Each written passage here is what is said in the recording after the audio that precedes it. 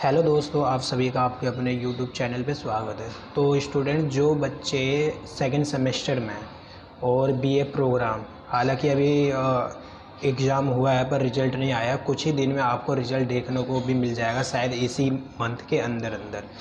तो जो बच्चे बीए प्रोग्राम में हैं, जिनके पास सेकंड सेमेस्टर में राजनीतिक विज्ञान है, भारतीय शासन एवं राजनीतिक, इसमें टोटल 8 यूनिट है। हम अपने वीडियो में आपको यूनिट वाइज हम अपने यूट्यूब चैनल पे अपलोड करेंगे शॉर्ट नोट्स, जो आपके लिए बहुत ही पेपर के समय बहुत ही बेनिफिट साबित होगा। इससे पहले हमने हिंदी के AECC वाली जिनके पास बुक है, हमने उस पर अपने यूट्यूब चैनल पे अपलोड कर रखे हैं। अगर आपने उस वीडियो को नहीं देखे हो तो जाके उस वीडियो को भी देखिए, और मैं आपसे आशा करता हूं कि आप हमारी वीडियो को देखने के साथ साथ आप पेन कॉपी भी लेके साथ में बैठिए, जिससे कि आप उसको उतारिए, लिखिए, जिससे कि आपको और आसानी से समझ आए। तो आइए बिना लेट किए हुए हम अपनी वीडियो को शुरू करते हैं। इसमें हम पहली इकाई यानी यूनिट फर्स्ट करेंगे, भारतीय शासन एवं राजनीतिक। ये हमारी बुक का नाम है। इसमें हमारा पहला चैप्टर जिसका नाम है भारतीय राजनीतिक की प्रकृति, यानी उसका नेचर। भारतीय राजनीतिक का नेचर क्या है उसका अध्ययन करेंगे, और उसके अध्ययन के लिए 3 महत्वपूर्ण उपागम हैं, ठीक है ना। अप्रोच 3 है, जिसमें उदारवादी, मार्क्सवादी और गांधीवादी विचारधाराओं के अंतर्गत हम इस भारतीय राजनीतिक की अध्ययन करेंगे, नेचर का, प्रकृति का अध्ययन करेंगे। तो हमारा पहला टॉपिक आता है कि भारतीय राजनीतिक के अध्ययन के दृष्टिकोण, यानी इसके अध्ययन के लिए हम कई दृष्टिकोणों को अपनाते हैं। पहले तो हम दृष्टिकोण का अर्थ समझते हैं, यहाँ क्या होता है। दृष्टिकोण का अर्थ है किसी स्थिति, समस्या से निपटारा, यानी कि हमारे सामने जो समस्या सामने आ जाती है, हम उसको किस तरह से समाधान करते हैं, किस तरह से सॉल्व करते हैं, हैंडल करते हैं, उसी को हम दृष्टिकोण कहते हैं। इसका अर्थ है एक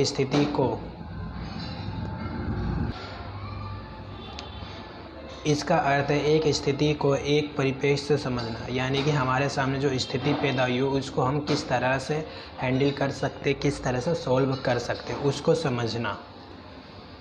भारतीय राजनीतिक के अध्ययन के दृष्टिकोण 3 श्रेणियों में, यानी इसको 3 श्रेणियों से हम भारतीय राजनीतिक को समझेंगे। तो पहला हमारा है परंपरा यानी पारंपरिक दृष्टिकोण, दूसरा हमारा आधुनिक दृष्टिकोण, तीसरा हमारा समकालीन दृष्टिकोण। तो एक परंपरा से हमारा यानी इतिहास से जुड़ा हुआ, पुराने रूढ़ियों से जुड़ी हुई ये बातें, और जो आज के समय की बातें वो, और जो अभी चल रहा है उस विषय, उस दृष्टिकोण से हम समझेंगे। तो हमारा पहला आता है पारंपरिक दृष्टिकोण। इसको हम वैल्यू लेडेन के नाम से भी कहा जाता है, ठीक। पारंपरिक दृष्टिकोण में ऐतिहासिक यानी इतिहास से जुड़ी बातें, दार्शनिक से जुड़ी बातें, जो वर्णनात्मक है उससे जुड़ी बातें, और अभिभाषक चित्रित होते हैं इसमें, यानी हम राजनीतिक के इन सब स्वरूपों के बारे में चर्चा करते हैं।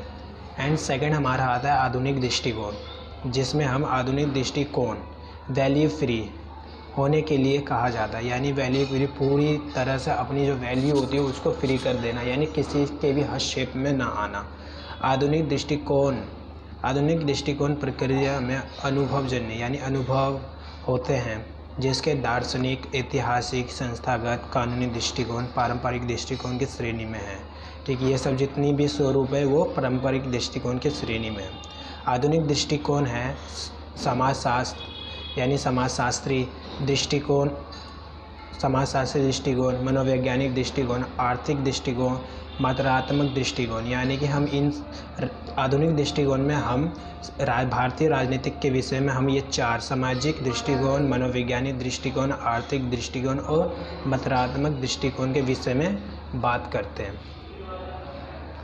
तीसरा हमारा आता है समकालीन दृष्टिकोण। इसमें हम शक्ति दृष्टिकोण, यानी राजनीतिक की क्या शक्ति है, व्यवहार है, उत्तर व्यवहार प्रणाली क्या है, उसकी संरचना क्या है, कार्य क्या है, संचार दृष्टिकोण, निर्णय दृष्टिकोण, इन सब के विषय में बात करते हैं। तो यहाँ पे भी कुछ विद्वानों द्वारा, यानी कि हमने तो वो एक पारंपरिक मतलब जो इम्पोर्टेंस दृष्टिकोण थी उसको तो हमने पढ़ लिया। अब यहाँ पे हम कई विद्वानों द्वारा हम उनके भी दृष्टिकोण की बात करते हैं। दृष्टिकोण की बात करते हैं, जिसमें ऐतिहासिक दृष्टिकोण है। आपको पता होगा ऐतिहासिक जो दृष्टिकोण है वो किस में आता है, वो पारंपरिक दृष्टिकोण में आता है। यहाँ आपको भी दिखने को मिलेगा। राजनीतिक के अध्ययन के लिए ऐतिहासिक दृष्टिकोण पारंपरिक दृष्टिकोण में से एक है। किसमें? पारंपरिक दृष्टिकोण में से एक है ऐतिहासिक। इसमें क्या होता है, हम राजनीतिक के इतिहास का अभिप्राय पूर्व घटना और तथ्यों के अभिलेख से है। इतिहास केवल अतीत की घटना और उपलब्धियों का अभिलेख नहीं है, बल्कि इतिहासकारों द्वारा की गई व्याख्या और टिप्पणियों, स्पष्टीकरणों का है। यानी हम इसमें बता सकते हैं कि हमें जो इतिहास है ये सिर्फ हम इतिहास को पढ़ते नहीं हैं, हम इतिहास को आज के समय में समझते हैं। जो इतिहास में दुर्घटनाएं घटी उसको समझते हैं, उनकी टिप्पणियां करते हैं हम, फिर उनके द्वारा हम उस समय के शासन व्यवस्था के बारे में पता चलता है हमें, जिससे कि आज की शासन व्यवस्था, जैसा कि आपको देखने को मिलेगा कि जो हमारे चाणक्य थे, जो विष्णुगुप्त थे, उन्होंने अर्थशास्त्र लिखा था, ठीक। उसमें हम देख सकते हैं कि मौर्य शासन व्यवस्था किस तरह से थी, और उससे हमें पता आज के समय में पता चलता है कि उस समय की राजनीतिक व्यवस्था कैसी थी। एंड सेकेंड हमारा आता है दार्शनिक दृष्टिकोण। ये भी एक पारंपरिक तरीका है। दर्शन शास्त्र होता क्या, मैं बताता हूँ कि सभी ज्ञान और अस्तित्व में निहित सिद्धांतों का अध्ययन है। जितने भी ज्ञान है और ये सबको अस्तित्व में यह है या नहीं है, इनका पता लगाता है दर्शन शास्त्र। इसका अर्थ है कि दर्शन यानी दार्शनिक दृष्टिकोण राजनीतिक घटनाओं की सच्चाई, जो घटनाएं होती है ना, उसकी सच्चाई के बारे में पता लगाता है, पता लगाने का प्रयास करता है। यह राजनीतिक लेखन के उद्देश्य की पड़ताल करता है कि उस समय के जो लेखन थे वो सही थे, गलत थे, इन सब का पता लगाता है, कैसी व्यवस्था थी, इन सब का पता लगाता है। दार्शनिक दृष्टिकोण का उद्देश्य तार्किक वैज्ञानिक तरीके से घटनाओं के परिणाम यानी विज्ञान की तरह से जो घटनाएं घटी है उसके परिणामों का विश्लेषण करता है। दार्शनिक दृष्टिकोण से शुरू की गई जांच मान्यताओं के बारे में भ्रम को दूर करता है, यानी कि जो भ्रम पैदा होते हैं ना व्यक्ति में, उसको दूर करता है। कौन? दार्शनिक दृष्टिकोण। थर्ड हमारा आता है मनोवैज्ञानिक दृष्टिकोण, जिसमें हम राजनीतिक और मनोविज्ञान का घनिष्ठ संबंध है। आपको पता ही है कि मनोविज्ञान यानी मानव से जुड़ा हुआ है।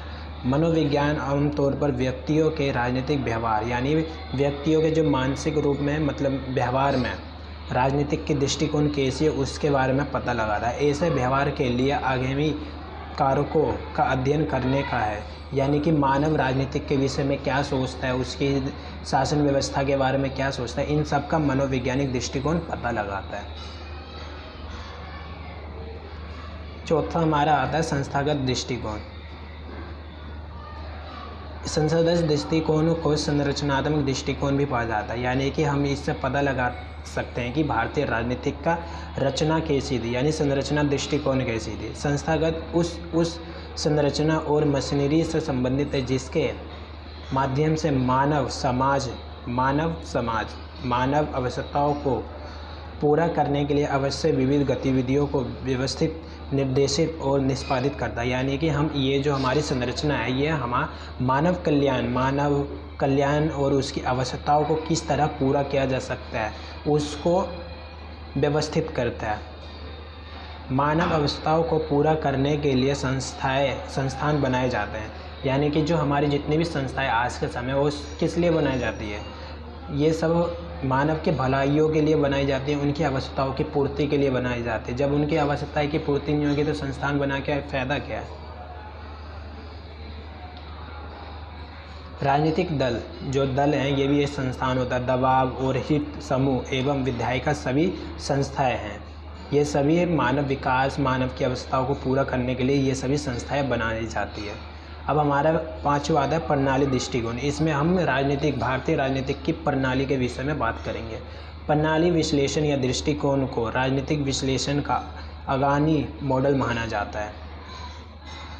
प्रणाली विश्लेषण राजनीतिक प्रणाली के संदर्भ में राजनीतिक का कल्पना करता है, यानी कि राजनीतिक की प्रणाली कैसी हो, मतलब उसकी व्यवस्था, शासन व्यवस्था कैसा हो, उसको क्या करना चाहिए, क्या नहीं करना चाहिए, वो सब प्रणाली विश्लेषण में आता है। छठा हमारा आता है व्यवहारवादी दृष्टिकोण। व्यवहारवादी दृष्टिकोण राजनीतिक व्यवहार पर केंद्रित है, यानी राजनीतिक का कैसा व्यवहार है मानवों को आवश्यकताओं की पूर्ति के लिए, उनके विकास के लिए, उस पर केंद्रित है। व्यवहारवादी दृष्टिकोण समाज और राजनीतिक अस्तित्व के रूप में मनुष्य के संग्रह व्यवहार पर जोर देता है कि मनुष्य समाज में और राजनीतिक में किस तरह अपना स्थान मान सम्मान स्थापित करता है, उस पर ये ज़्यादा बल देता है कि मानव दोनों के साथ समयोजन कर पा रहा है, नहीं कर पा रहा है, इस पर बल देता है।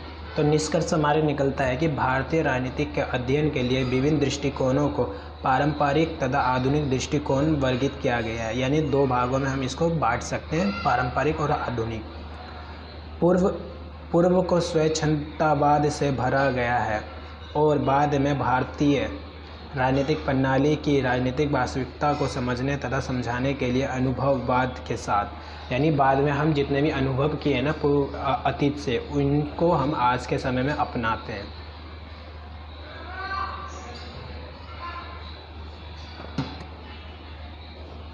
अब हमारा टॉपिक आता है भारत में राज्य की प्रणाली, यानी कि जो प्रकृति है, राज्य की प्रकृति कैसी है, स्टेट गवर्नमेंट या स्टेट की नेचर कैसा है भारत में।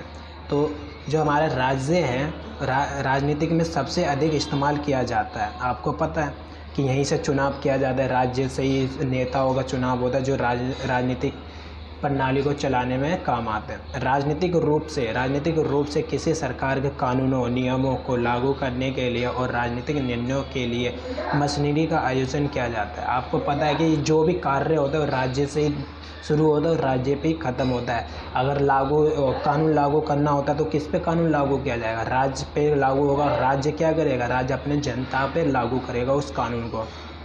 कौन उसको फॉलो कर रहा है, कौन अनफॉलो कर रहा है, इन सब पे राज्य का नियंत्रण रहता है। जनसंख्या, निश्चित क्षेत्र, सरकार और संप्रभुता राज्य के आवश्यक तत्व है। आपको पता है कि राज्य में जैसा दिल्ली जैसे शहर में जनसंख्या कितनी है, मुंबई जैसे शहर में जनसंख्या कैसी है, इसकी एक सीमा रेखा भी होती है कि दिल्ली का क्षेत्र इतना है, मुंबई का क्षेत्र इतना है। यहाँ पे एक सरकार है, प्रभुसत्ता, यानी उस राज्य को चलाने के लिए आवश्यक है। भारत में राज्य की प्रकृति कैसी है? भारत में 3 तरह की राजनीतिक प्रकृति है, उदारवादी दृष्टिकोण, मार्क्सवादी दृष्टिकोण और राजनीतिक दृष्टिकोण।